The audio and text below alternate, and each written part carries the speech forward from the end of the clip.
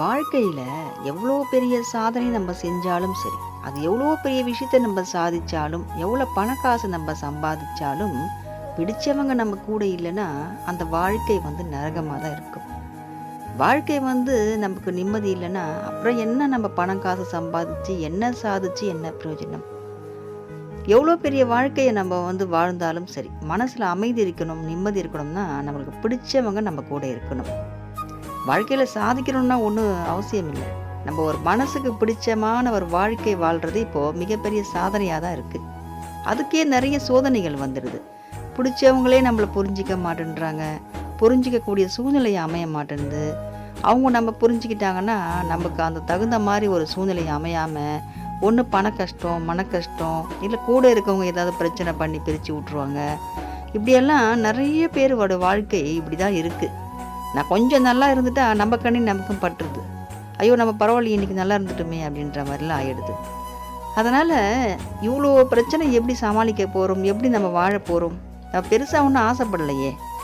சந்தோஷமாக வாழணும்னு நினைக்கிறதே ஒரு பெரிய தவறா? அதுவே ஒரு பெரிய சாதனையா? அதுக்கே போராடணுமா? இப்படியெல்லாம் நமக்கு இருக்கும்போது நம்ம எதுவுமே பண்ண வேண்டாம். நம்ம கடமையை மட்டும் செஞ்சுட்டு முருகனை மட்டும் நம்புவோம். நம்ம முருகனை வேண்டிக்கிட்டு இருக்கும் போது எல்லா வேலைகளும் அந்த வேலவன் பார்ப்பார். எவ்வளோ பண கஷ்டம், மன கஷ்டம் எவ்வளவோ இருக்கட்டும், உடல் உழைப்பு, ரொம்ப சோர்வு, உடல் சோர்வு, என்ன பண்ணுறதுனே தெரியாமல் எந்திரிக்க கூட முடியாமல் நம்ம கிடப்போம். ஆனால் இவன் என்ன சோம்பேறியாக இருக்கான், எந்த வேலையும் செய்யாமன்னு சொல்லுவாங்க. நம்மளோட கஷ்டம் நமக்கு தான் தெரியும். அதனால் நம்ம ஒத்தாளாக இருந்து கஷ்டப்படுறோம்னு நினைக்காம, நம்ம கூட முருகர் இருக்கார், நமக்குள்ளே இன்னொருத்தர் இருக்கார் முருகர். அவர்கிட்ட நம்ம சொல்லுவோம் நம்ம கஷ்டத்தை எல்லாம். நிச்சயமாக நம்ம வாழ்க்கைக்கு ஒளிமயமான ஒரு வாழ்க்கை அமையறதுக்கு அந்த முருகன் என்னும் ஒளி நம்மக்கிட்ட வரும். நம்மளை வெளிச்சமாக காட்டுவார் முருகர். எந்த சந்தேகமும் கிடையாது.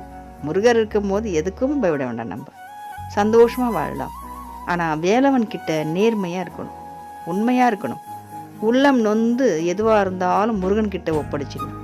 முருகன்கிட்ட பேசுங்க, அவர் பேசுவார். முருகர்கிட்ட நம்ம பேசும்போது நமக்கு மற்றவங்களுடைய ஆலோசனை தேவைப்படாது. முருகனே நமக்கு துணை. வெற்றிவேல் முருகனுக்கு அரோகரா.